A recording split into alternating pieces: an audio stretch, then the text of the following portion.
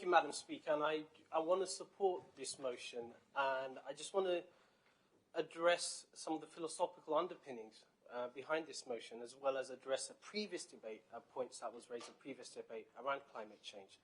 I think first of all, we need to accept that climate change is a class issue, and what it is the poorest in our society who suffer from climate change.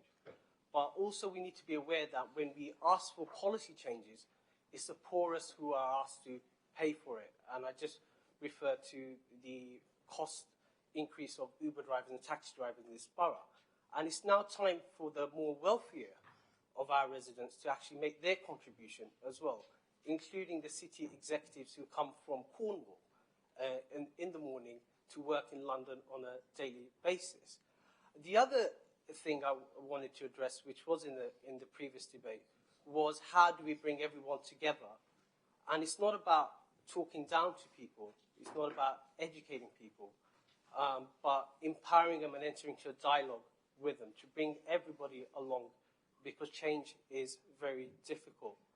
And there is a 3-volume book by the German philosopher Jürgen Habermas on it, but I wouldn't recommend anybody reading it. But the principles behind that is that not all of us have the answers, not us, the politicians or people in charge, nor the residents or the people who implement the changes.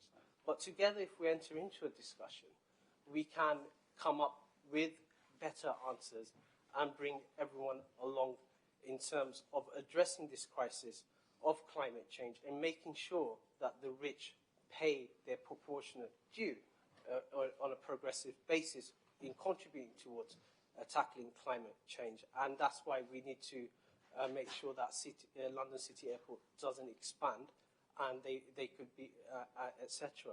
But what I want to do is use the example of what the power of dialogue is to go to the Persian poet Saadi, who in his book, The Gulistan, he wrote that when he was asked where he got his manners from, he said, I learned from the people who were supposed to have no manners.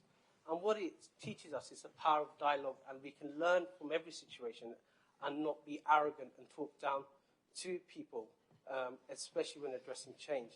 And his greatest teacher that he wrote the famous poems about was an unlettered man, and the Arabic phrase is Nabil Ummi.